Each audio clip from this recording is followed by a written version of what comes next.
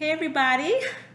I hope that you had a wonderful Monday, a wonderful Tuesday, and you're ready for a wonderful Wednesday. I am absolutely ready for a wonderful Wednesday.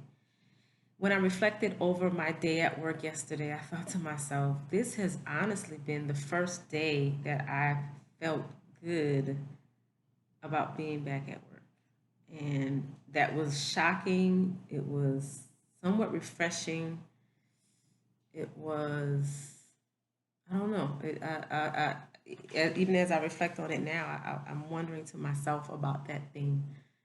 About this is week two. This is halfway through week two, and of course, my first week got interrupted by my back, injuring my back. But I gotta be honest with you guys, I have not experienced the level of joy I tend to experience when I get back into the swing of things, when I get back to being surrounded by my students and my teachers and, just being in the building where teaching and learning is going on. And I shared with a friend of mine, yesterday that, something seems off. And he said, yes, he was talking to another colleague and they were saying the same thing that energy is off. And he felt that it was about fear of the unknown. And I know for myself personally, I do struggle with that. I've known that for some time, but I don't know. And so I'm going to be mindful and I'm going to pay attention. And we'll see how things go. But yesterday was a good day. I was more myself and I was more at peace and joyful in the work. And that's important. I think it's also important to be mindful when things stop bringing you joy. You know, being mindful of that. That whole idea of being able to let go of things that no longer serve you and bring you joy. So that is not today's message, but for some reason it was put on my heart to share that. So somebody somewhere who's hearing this message needs to hear that thing. I'm going to leave that right there. Because today's message, as it pertains to humanity, is I know that I am a part of the larger human family. And the quote that I found for today is a Jimmy Carter quote about feeling the connection to each other and that our connectedness is greater than the devices of our prejudices. And so I thought about when I was in the classroom and I would teach my students the Venn diagram and how to compare and contrast. We would read two stories and we would compare and contrast. And I always found that it was easier for them to contrast than to compare. It was easier for them to see how things were different than to see that they were alike.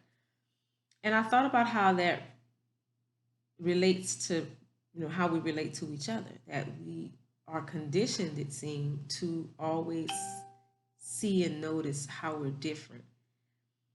And then I also thought about being tuned into seeing how we're alike. I remember that was something that I sought to do when I first got on my campus, to show people. I think I do it often.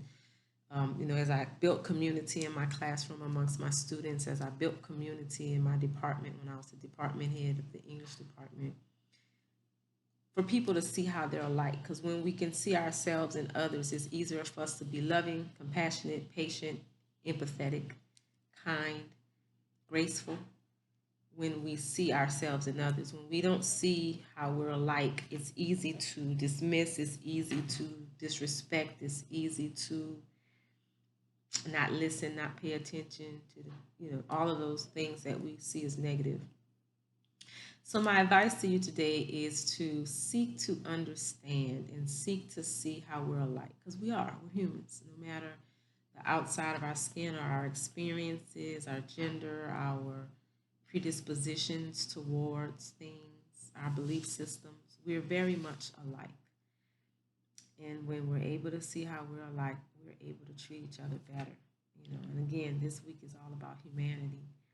It's all about treating each other better. It's about seeing our humanness, our frailty, Man, I'm telling you, I'm faced with my frailty right now. Reflecting over the pain that I experienced last week, looking ahead, I have to have a procedure done on Friday.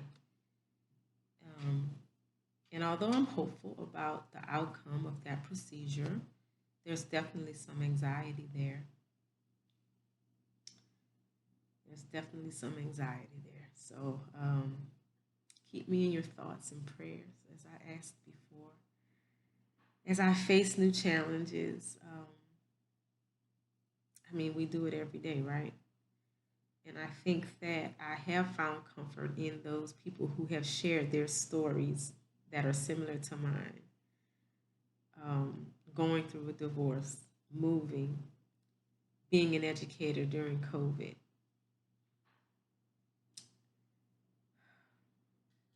living alone. There are several people at my campus whose children have moved to college, and so we have commiserated about that, our sadness and our joy of watching our children go off into the world and do great things. And that's always comforting, just to know that someone else understands what we're going through. So be thankful today for those people who share their story with you and allow you to know that you're not alone in the world. That's important. That is beautiful, something to be grateful for. So be grateful for that today. And then go ahead and be kind to yourself. Well, how are you going to be kind to yourself? You're going to make yourself a green juice. You're going to eat something healthy. You're going to work out after work. Or you're going to hang out with friends. Are you going to watch a show that you like? Are you going to listen to music that you like? Do something that makes you smile. And then share that smile with others. Have a wonderful day, everyone. Thank you for tuning in. I love each and every one of you. Take care.